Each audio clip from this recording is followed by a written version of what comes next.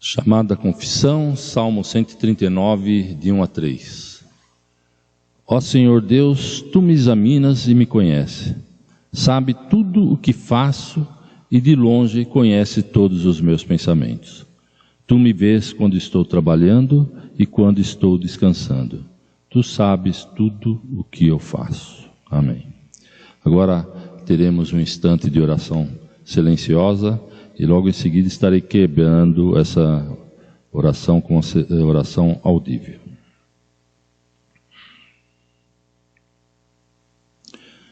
Senhor, nosso Deus, nosso Pai, estamos diante de Ti, Senhor, colocando nossas vidas em Tuas mãos, Pai.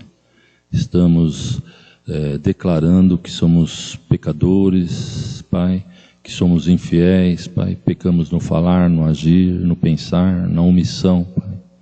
Mas entendemos também, Pai, que ao aceitarmos Cristo como o único e exclusivo Salvador de nossas vidas, Pai, e confessarmos, Pai, nossos pecados foram lavados pelo sangue dele derramado na cruz do Calvário, Pai. Obrigado, Senhor, por esse ato de tão grande amor para conosco. E é em nome de Jesus é que eu oro e agradeço. Amém. Bom dia. Bom dia. Na graça e paz do nosso Senhor Jesus Cristo. Amém. Vamos nos colocar em pé e louvar ao nosso Deus, pois Ele é digno de toda honra e toda glória. Amém. Amém. Todos necessitam de um amor perfeito e nós temos esse amor perfeito em Cristo Jesus. Amém. Só Ele pode nos amparar, nos ajudar. Amém. Só Ele pode nos guiar em meio às tribulações. Ele é o autor da salvação. Louvado seja. Amém.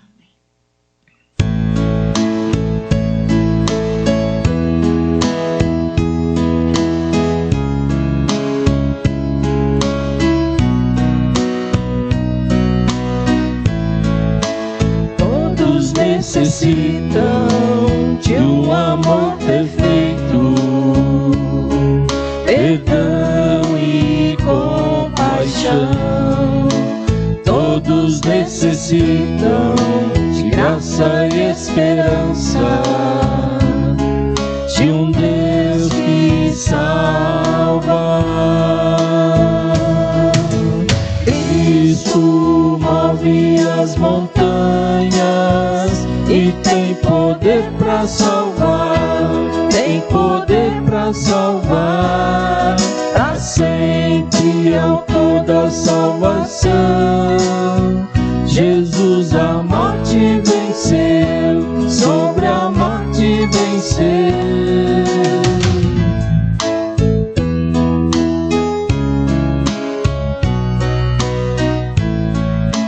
Aceita os meus medos, falhas e temores, enche meu viver, a minha vida entrego pra seguir teus passos, a ti me rendo. Cristo move as montanhas e tem poder pra salvar, tem poder pra salvar, pra sempre autor da salvação. Jesus a morte venceu, sobre a morte venceu. Faça o mundo ver brilhar a luz, cantamos para a glória do Senhor Jesus. Cristo, faça o mundo ver brilhar a luz, cantamos para a glória do Senhor Jesus. Cristo move as montanhas e tem poder para salvar, tem poder para salvar, para sempre autor da salvação. Jesus a morte venceu, sobre a morte venceu. Cristo move as montanhas e tem poder para salvar,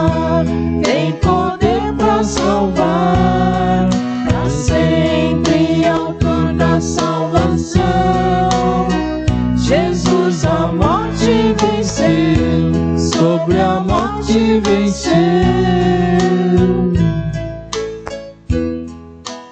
Amém.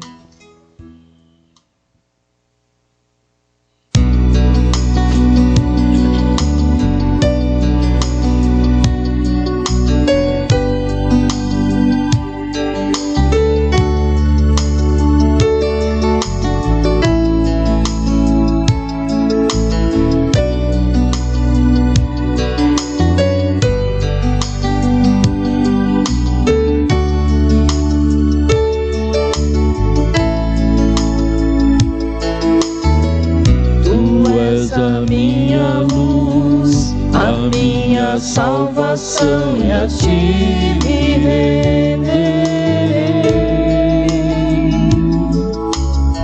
Se ao teu lado estou, seguro em tuas mãos, eu nada temerei.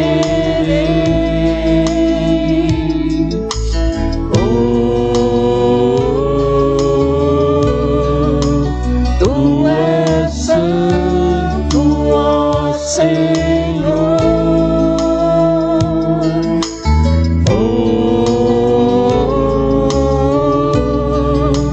tu és digno de louvor. Só em ti confiarei, eu nada temerei. Em frente eu irei, pois eu sei que vivo estás, e o dia voltarás do céu pra nos buscar, pra sempre reinarás. Aleluia.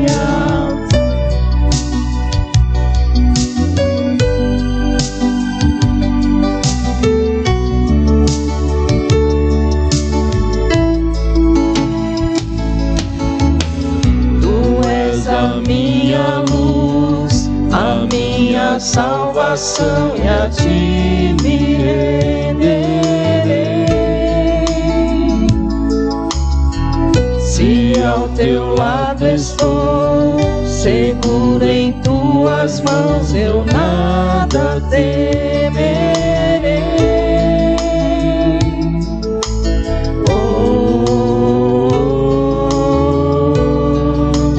Tu és santo, ó Senhor,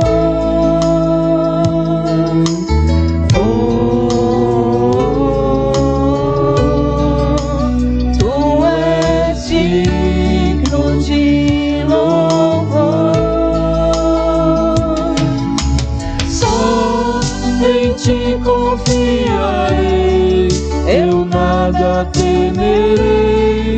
Em frente eu irei, pois eu sei que vivo estás, e o dia voltarás do céu pra nos buscar, pra sempre reinarás. Aleluia. Só em ti confiarei, eu nada temerei. Em frente eu irei, pois eu sei que vivo estás, e o dia voltarás do céu pra nos buscar, pra sempre reinarás. Aleluia.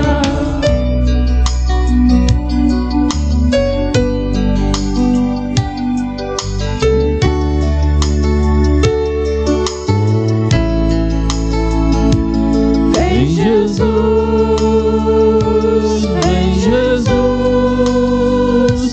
Maranata, ora vem Senhor Jesus.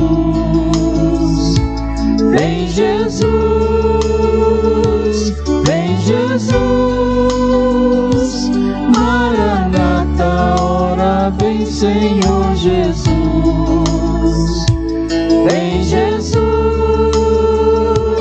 vem Jesus, Maranata, ora vem Senhor Jesus. Em ti confiarei, eu nada temerei. Em frente eu irei,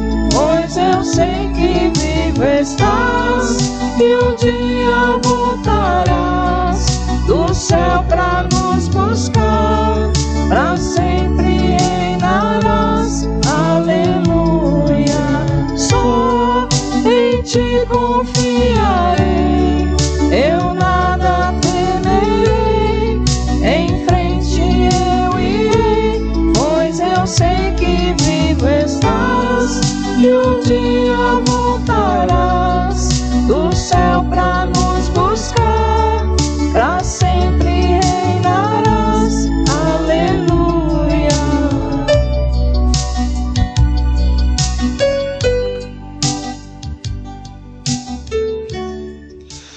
Mas a nossa meditação hoje é proposta da continuidade desse tema, Felizes os que creem. Nós falamos na semana passada, iniciando essa série, falando da vida de Maria Madalena e como o fato dela crer transformou a vida dela e colocou um propósito na vida dela, chamou ela para uma missão, né? E ela mesma foi muito abençoada e se tornou abençoadora porque ela creu em Jesus Cristo. E hoje nós vamos falar de Tomé, as experiências que Tomé teve com Jesus Cristo, pelo fato de também ter crido.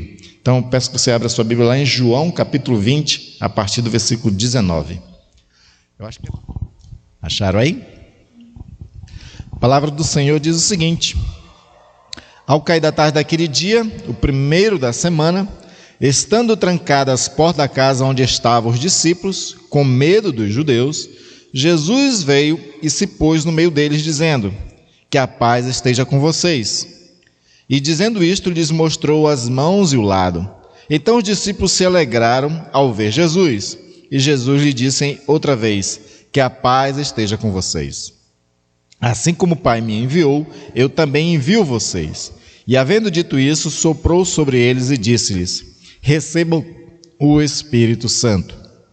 Se algum de vocês perdoar os pecados, são-lhe perdoados, mas se o retiveres, serão retidos. Tomé, um dos 12, chamado Dídimo, não estava com eles quando Jesus veio. Então os outros discípulos disseram a Tomé: vimos o Senhor. Mas ele respondeu: se eu não vir os sinais dos pregos nas suas mãos, e ali não puser o dedo, e não puser a minha mão no lado dele, de modo nenhum acreditarei. Passado 8 dias, os discípulos de Jesus estavam outra vez reunidos, e Tomé estava com eles. Estando as portas trancadas, Jesus veio, pôs-se no meio deles e disse: que a paz esteja com vocês. E logo disse a Tomé: ponha aqui o seu dedo e veja as minhas mãos. Estenda também a sua e ponha no meu lado. Não seja incrédulo, mas crente. Ao que Tomé respondeu: Senhor meu e Deus meu. Jesus lhe disse: você creu porque viu. Bem-aventurados são os que não viram e creram. Amém? Vamos orar ao Senhor. Pai querido e amado, mais uma vez, Senhor, te louvamos, te engrandecemos e agradecemos a Deus por tudo, Pai, que Tu tens feito nas nossas vidas. Adoramos ao Teu nome, Senhor, com cânticos. E espero que durante esse cântico, Senhor, nós tenhamos nos conectado contigo, porque agora, nessa conexão, queremos ouvir o Senhor falar conosco.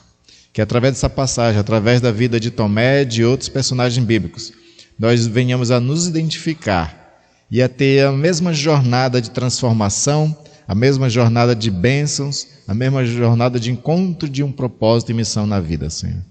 Então fala conosco, Senhor, por intermédio da Tua palavra, peço em nome de Jesus. Amém. Amém.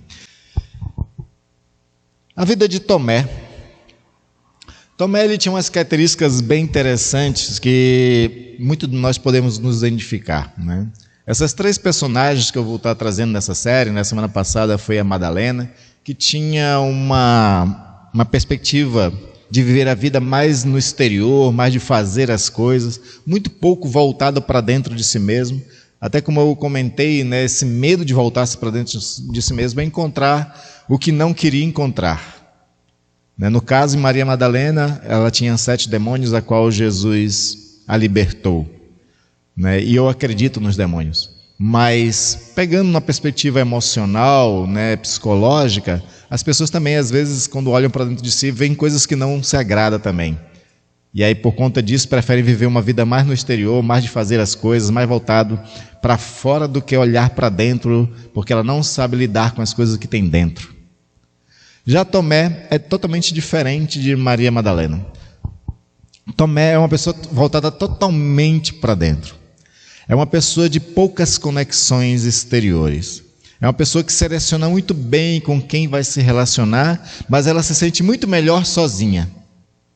É uma pessoa que se dá bem, tão bem consigo mesmo, que ela faz a habitação dela é a habitação na pessoa interna dela. Ela está sempre conversando com ela mesma, ela não conversa pouco com os outros, mas conversa bastante consigo mesma. A sua mente está sempre pensando, sempre deduzindo coisas, sempre querendo encontrar respostas para as coisas. É aquela pessoa que quando vai para uma festa, ela se senta num canto, pouco puxa conversa com alguém, mas ela está em conversa consigo mesma. E dependendo do caráter dela, dependendo da mesquinharez da vida dela, ela pode estar pensando consigo mesma, falando consigo mesma a respeito dos outros que estão ali naquela festa, né?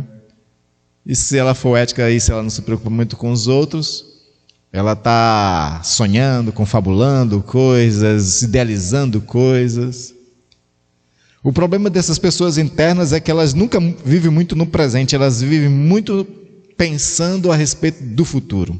E aí, por conta disso, elas também são muito ansiosas. E pessoas ansiosas geralmente tendem a ter medo. E essa era uma das características de Tomé. Era uma pessoa que tinha medo. Por quê? Ele era uma pessoa receosa e tinha dúvida de todas as coisas. E aí, quando ele encontra Jesus, ele encontra em Jesus a segurança. Ele experimenta em Jesus aquilo que ele não tem. Só que o problema todo é que Jesus morreu. E aonde ele depositava a confiança dele, aonde ele depositava segurança, aonde ele encontrava resposta para os seus problemas, falece, morre junto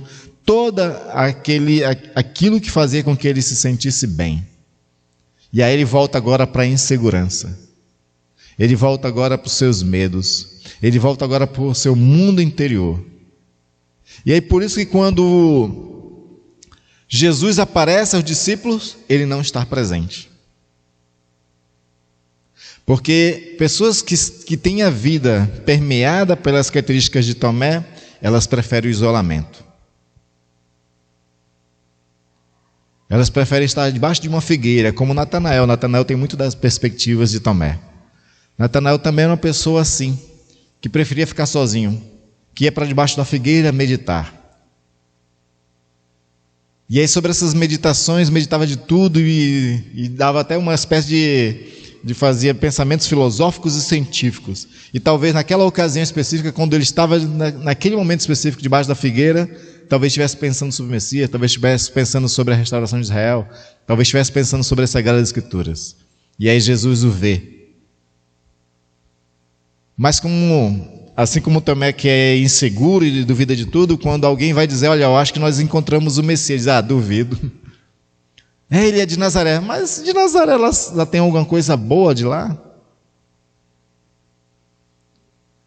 E aí quando assim mesmo, na sua dúvida, vai ao encontro de Jesus e diz, eu te vi debaixo da figueira. Aí estala-se as coisas, esse aí é o Messias. Esse daí prescrutou, esquadrinhou a minha mente e meu coração naquele momento que eu estava debaixo da figueira. Talvez fosse até um momento de angústia. Porque geralmente as pessoas mais angustiadas são aquelas que mais se voltam para dentro de si, né? Não sei se vocês sabem disso, mas a maioria dos grandes escritores e artistas do passado eram pessoas que eram permeadas pela angústia. Aqui na antiguidade não existia o termo depressão, né?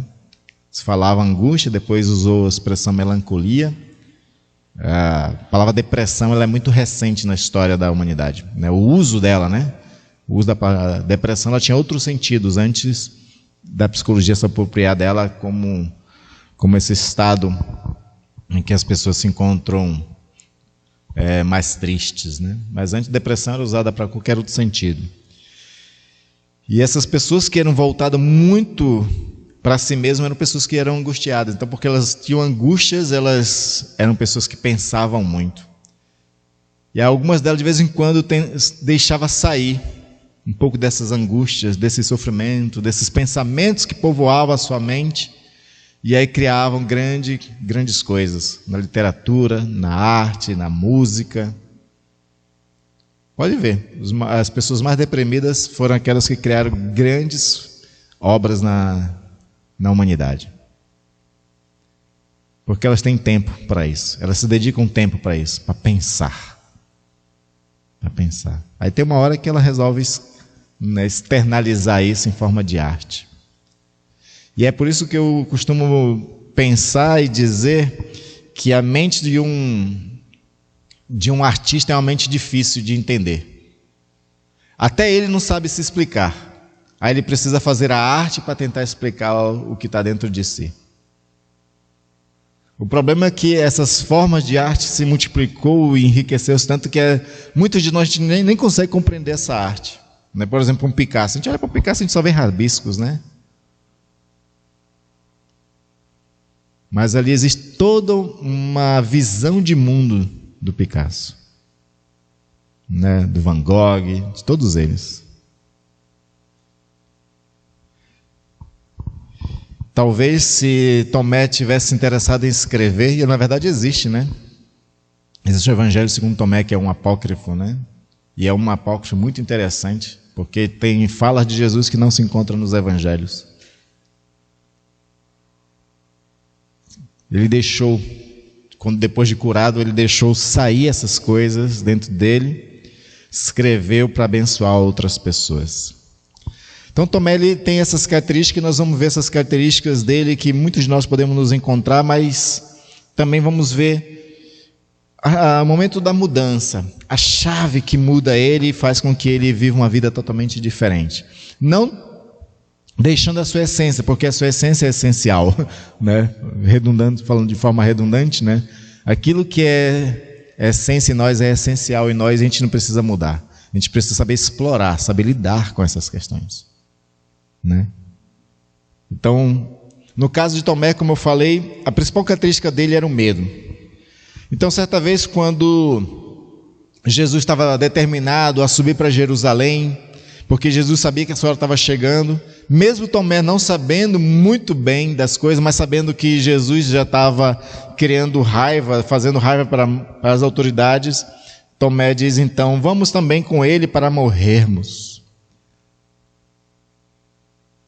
Tomé sabia dos perigos da missão. Tomé sabia de que seu mestre era uma pessoa já odiada pelas autoridades. E quando Jesus, determinado a ir para Jerusalém, onde era o maior perigo, ele sente medo. Nenhum dos discípulos faz esse comentário. Tomé faz porque ele deixa sair, né, aquilo que está dentro da sua mente, que é a incerteza, medo, a dúvida. E aí, por conta desse medo, ele receia subir junto com Jesus. Ele vai, mas vai com medo. É interessante ele ter esse medo, uma vez que Jesus tinha dito, e isso está registrado no Evangelho de João, de que enquanto vocês estão comigo, vocês estão seguros. Jesus tinha dado essa palavra. E Jesus já tinha demonstrado isso. Uma vez quando Satanás pediu a vida de Pedro para poder testar a fé de Pedro, Jesus disse a Pedro, olha, eu intercedi por ti, para que a tua fé não desfalecesse. Porque Satanás queria fazer a mesma coisa que tinha feito com Jó na vida de Pedro. A Jó Deus permitiu para dar uma grande lição para a humanidade, porque o livro de Jó é uma grande lição para toda a humanidade, não só para crentes, né? Tanto que o livro de Jó é o primeiro livro da Bíblia a ser escrito, né? É como se fosse um livro secular, digamos assim, o livro de Jó. E aí, com Pedro, o Senhor não permite. O Senhor protegeu Pedro. Então, enquanto os discípulos estavam com Jesus, eles estavam protegidos. Mas assim mesmo, Tomé tem medo. E aí, depois que Jesus morre, o seu medo aumenta porque o corpo de Jesus some. Não é? Nós sabemos que Jesus tinha ressuscitado, mas muitas daquelas pessoas ainda não tinham essa percepção do que tinha acontecido realmente. Então Jesus some, os romanos começam a procurar, né, os amigos de Jesus para perguntar, né, quem foi que roubou e assim prender. E aí o medo de Tomé aumenta. E a primeira consequência de alguém que tem medo é fugir, é se isolar, é buscar segurança, é se guardar em casa, é evitar sair, é evitar confronto com as pessoas, é evitar conversar com as pessoas, é evitar a própria vida. Porque a vida quer dizer movimento, né? E as pessoas que têm medo, elas não se movimentam, elas paralisam, elas ficam estáticas, elas têm medo das consequências daquilo que vai fazer, elas têm medo de dar tudo errado. E aí assim, Tomé se isola, e quando Jesus aparece, Tomé não está presente. Porque o medo foi muito maior do que a fé. Da mesma forma, Tomé faz ele tem o mesmo caminho de Elias. Elias também, depois daquele momento de coragem, de ir contra os profetas de Baal, depois Elias tem medo porque Jezabel prometeu matá-lo. Aí ele corre, ele se isola, ele se esconde. Com medo ele se tranca numa caverna. Com medo lhe ataca a depressão e ele pede para morrer. É interessante como o medo faz com que a gente deixe até a racionalidade de lado, né? Porque se ele pede para morrer, não é diferente então de ser morto pela Jezabel, né? Entre uma morte e outra, tudo é morte. Só que o seu medo faz ele escolher que tipo de morte ele quer morrer, que é totalmente irracional isso. Porque a melhor escolha que a gente pode fazer na vida não é morrer, a melhor escolha que a gente pode fazer na vida é viver. Só que viver é um grande desafio. E as pessoas medrosas têm medo dos desafios. Não é? As pessoas medrosas têm medo do desafio. Porque viver de fato exige de nós ações, movimentos, a gente encarar a vida. Uma das coisas que eu gosto no Vitor Frankl, quando ele falava sobre a questão do sentido, é que ele diz assim que o sentido da vida é a própria vida. O sentido da vida é a própria vida. Aí eu estou lendo uma autora cristã em que ela faz uma dobradinha que eu acho muito interessante no livro, onde ela fala de vida com dois V's diferentes. Ela fala da nossa vida normal, com V minúsculo, e fala da vida com Deus, com V maiúsculo. E ela diz que a nossa vida tem que encontrar a vida de Deus. A nossa vida tem que encontrar Deus. E a forma de a nossa vida encontrar a vida de Deus é a gente fazer parte do movimento que Deus está fazendo. Porque Deus está nos movimentos, Deus está nas ações, né? Como bem entendeu Goethe, né? Goethe, quando ele escreveu o Fausto, na peça ele traz um monólogo do Fausto falando sobre o Evangelho de João, o prólogo do Evangelho de João, em que ele tenta entender o que é o verbo. Aí ele faz várias propostas do que seria o verbo, mas ele finaliza dizendo assim: e eu descobri que no princípio era o ato. Porque no princípio é o verbo, né? O Evangelho de João começa assim, e aí ele interpretando aí, ele diz: no princípio era o ato. Deus é ato, vida é ato, vida é ação. Então, se a gente quiser ter vida com V maiúsculo, a gente tem que participar dessa ação de Deus, desse movimento de Deus. Tem que estar com Deus. Por isso que Jesus diz que aqueles que crêem nascerão do Espírito e pelo Espírito serão conduzidos, né? Lembra que ele falou que o Espírito é como um vento que a gente não vê para onde ele vai, mas ele tem esse movimento. E todos aqui são do Espírito, são movidos por esse Espírito. Lá em João 3 ele fala sobre isso, né? Todos nascidos de Deus são movidos por esse Espírito. Para onde o Espírito vai, a gente vai junto. E nessa ida com o Espírito Santo, a gente vai participando da vida de Deus. De uma vida que faz sentido, de uma vida que alegra, de uma vida que é propósito. E era isso que Tomé tinha encontrado brevemente em Jesus, mas não completamente. Ele vai encontrar completamente esse sentido, né, da vida de Jesus, participar da vida de Jesus, do movimento de Deus, depois da ressurreição, desse encontro que ele tem com o Senhor. Só que nesse primeiro momento, enquanto está com medo, lhe sobressai dúvidas, lhe sai o desejo de se isolar, de ficar privativo. E ao ficar privativo, ele perde as oportunidades do movimento de Deus. Porque nesse primeiro encontro que Jesus tem com os 12 discípulos, na verdade não são 12, né? O Judas já tinha morrido, né? Mas nesse primeiro encontro que Jesus tem com os discípulos, o Senhor faz duas coisas muito importantes, da qual Tomé perde, e da qual todos nós perdemos, por conta do medo, por conta da dúvida e por conta do isolamento, do distanciamento. Ele perdeu o sopro do Espírito Santo e perdeu a missão. Porque foi isso que Jesus fez, não foi isso? Quando Jesus aparece no meio dos discípulos, Jesus sopra sobre eles e diz: receba o Espírito Santo. E Jesus, assim como o Pai me enviou, eu envio vocês. O Senhor dá a vida para os discípulos através do Espírito e dá uma missão para os discípulos. Duas coisas essenciais para nossas vidas também: a vida de Deus e a missão de Deus nas nossas vidas. Um propósito, uma missão, algo que nos dê sentido, algo que nos dê significado para essa vida. Essas duas coisas os discípulos recebem no primeiro encontro. O único que perde isso foi Tomé. E todos nós perdemos como um Tomé, quando nos ressaltam, quando sobressaem nossas vidas e quando nós deixamos que a nossa vida seja tomada pelo medo, pela dúvida e pela privacidade ou isolamento. Quando dizem para Tomé de que Jesus apareceu, ele duvida. Pessoas que têm medo geralmente duvidam de tudo. Porque é mais fácil duvidar do que ter certeza. Porque ter certeza envolve confiar, envolve ter esperança, envolve depositar a nossa fé em alguma coisa. E a maioria das pessoas que tem medo, um dos maiores medos dela é a decepção, é a frustração. Não é? Ter medo de ser frustrado, ter medo de se decepcionar, as pessoas deixam de fazer muitas coisas.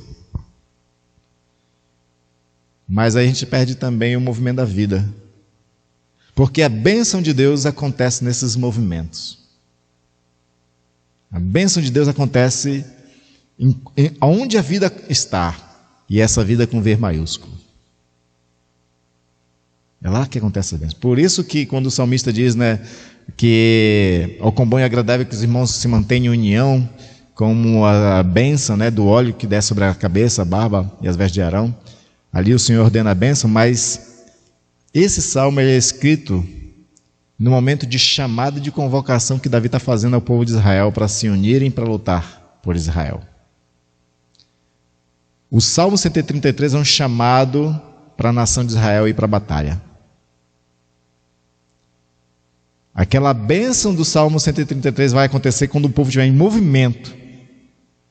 Porque se o povo estiver relaxado em casa, cada um no seu canto, Deus não tem como abençoar. A vitória vem no meio das lutas, não é assim que dizem?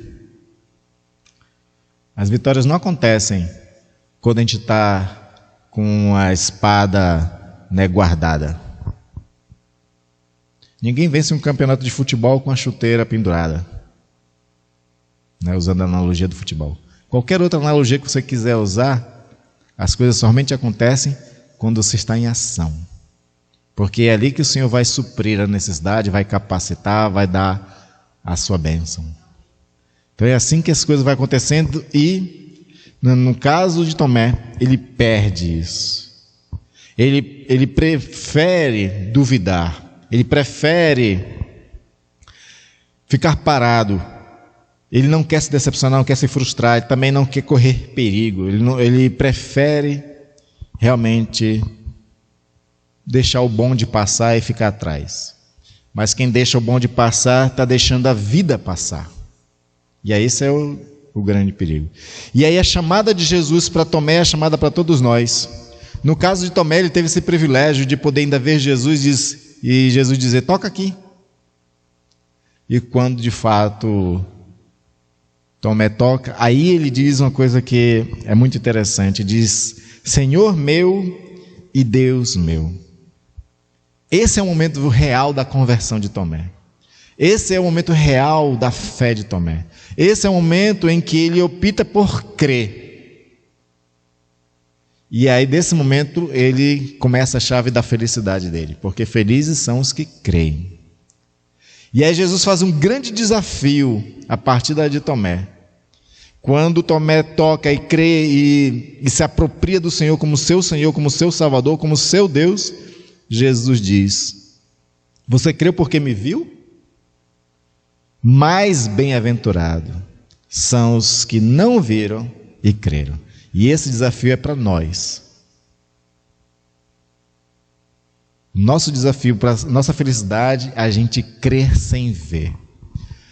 A gente crer sem as certezas se vai dar certo ou se não vai dar certo. O nosso desafio é pular para o bonde da vida e começar a caminhar com Deus nos desafios, nas coisas que Deus está fazendo, nas coisas que Deus quer fazer na nossa própria vida, que às vezes muitas dessas coisas a gente não alcançou, não experimentou ainda, porque a gente não participou com Ele dos movimentos. O chamado de Jesus é para que a gente siga Ele. Seguir Jesus envolve participar da vida que Ele participa, do que Ele está fazendo. E Ele tem uma caminhada para cada um de nós, Ele tem um desafio para cada um de nós, Ele tem uma bênção para cada um de nós, Ele tem um propósito para cada um de nós. E a gente só vai experimentar essas coisas quando a gente crer e aceitar o desafio de caminhar com Ele. Você pode continuar com todos os seus pensamentos, você pode continuar com a sua vida interior, mas não deixe que o voltar-se para dentro de si mesmo paralise você. Mas somente calcule tudo o que o Senhor está pedindo para você fazer e assim se levante e vá. Se levante e vá. Que o tempo de ficar parado, voltado para si mesmo, seja o tempo somente da oração e da busca de sabedoria para se movimentar. E depois que você tiver a iluminação, a oração respondida, se levantar para ir, caminhar, fazer aquilo que o Senhor está chamando para fazer, e assim você participando do movimento de Deus, você começa a experimentar as manifestações do poder de Deus agindo. É assim que a gente vai experimentar Deus. É assim que a gente vai tocar em Jesus. É assim que a gente vai ver os cravos de Jesus. Quando a gente querer. E aí eu gosto do que Agostinho ensinou. Agostinho ensinou falando sobre a questão de pensamento, né? De compreensão das coisas. E assim que no cristianismo a gente não tem como buscar um conhecimento para crer. No cristianismo é diferente. Ele diz que todo mundo que lê para poder depois crer está fazendo uma caminhada errada e nunca alcança o verdadeiro conhecimento. Porque ele diz que o verdadeiro conhecimento se dá primeiro crendo. É quando a gente crê primeiro que a gente é iluminado no nosso coração para poder aí sim conhecer as profundezas de Deus, conhecer as coisas de Deus, conhecer os caminhos de Deus. Porque Paulo diz isso, né? Agostinho está se baseando em Paulo quando diz assim, que os olhos viram, a mente não viram, o coração do homem conhece as coisas que Deus tem preparado para cada um de nós. Então é preciso que a gente primeiro creia, aí crendo o Senhor revela todas essas coisas. E crendo o Senhor manifesta. E crendo o Senhor faz a gente participar. E crendo a gente vai sendo abençoado. Na vida pessoais, individuais de cada um de nós e na vida da igreja. A gente precisa crer. E aí nós seremos felizes quando crermos. E aí eu quero encerrar com um texto de Paulo a Timóteo, que era também uma pessoa parecida com Tomé, parecida com Natanael.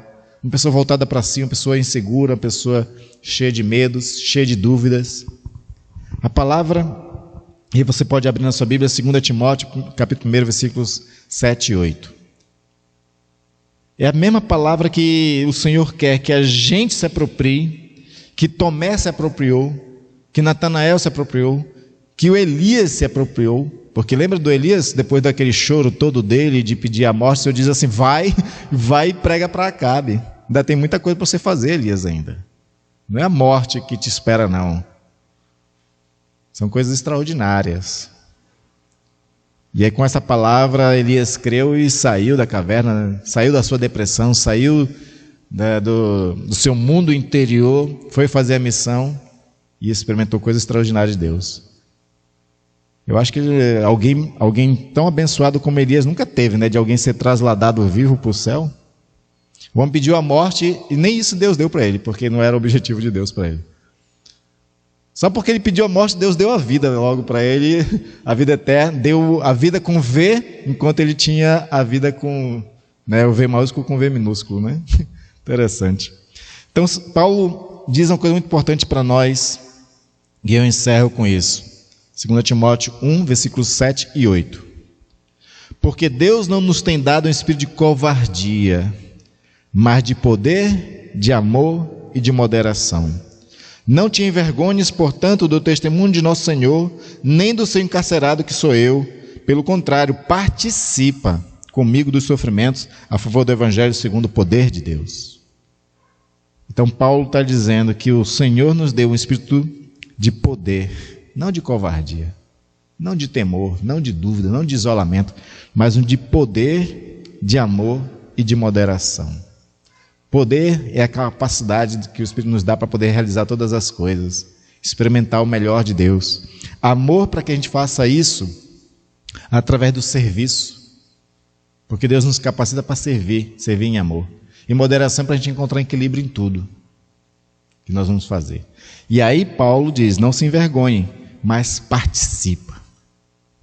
Todos nós somos chamados para participar da vida de Deus. E a gente só participa se a gente mergulhar na vida de Deus crendo. Amém? Vamos orar ao Senhor. Deus querido e amado, Tu nos chamou, Senhor, para coisas extraordinárias. O ordinário é aquilo que todos nós podemos fazer. E muitas vezes o ordinário nosso é medíocre, porque a gente vive vidas, às vezes, sem fé, sem esperança, com medo e com dúvida de tudo. Muitos casos em isolamento mesmo. E a gente perde a vida passar, a gente perde as coisas boas passarem, a gente não vê a Tua glória acontecendo, não vê a manifestação da vida acontecendo. Mas o Senhor nos chamou para sair desse ordinário, do medíocre, para uma vida extraordinária. Jesus disse aos discípulos que os discípulos iam fazer coisas maiores do que Ele mesmo faria. Ia haver sinais, ia haver libertações, ia haver o inimigo sendo derrotado. E nós queremos ver isso, Senhor. Queremos ver o Teu poder se manifestar através de nossas vidas, através da igreja. Nós queremos ver, Senhor, nossas lutas sendo vitoriosas. A gente quer ver nossas almas inundadas daquela luz que traz alegria.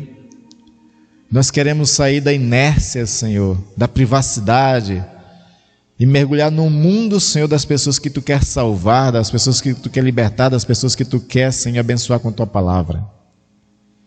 Então, que o Senhor, ao se movimentar, nos leve nesse movimento através do Espírito Santo, como um vento nos carregando mesmo.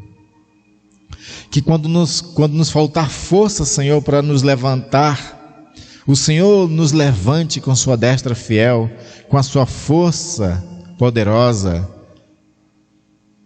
porque nós queremos participar, Senhor, da Tua vida, participar das Tuas bênçãos e ser canal de bênçãos também, Senhor.